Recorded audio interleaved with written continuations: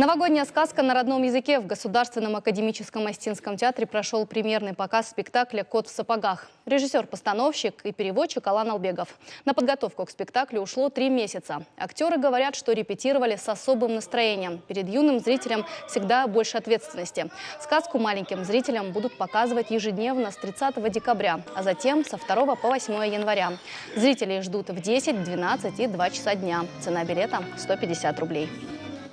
Одним из приоритетных моментов оставался и остается это наш юный зритель, потому что это наш будущий взрослый зритель. Насколько они будут слышать, видеть красивую осетинскую речь и видеть спектакли на осетинском языке, это для них очень важно. Поэтому мы решили в этом году подарить нашим юным зрителям сказку, всемирно известную сказку Шарля Перро «Кот в сапогах».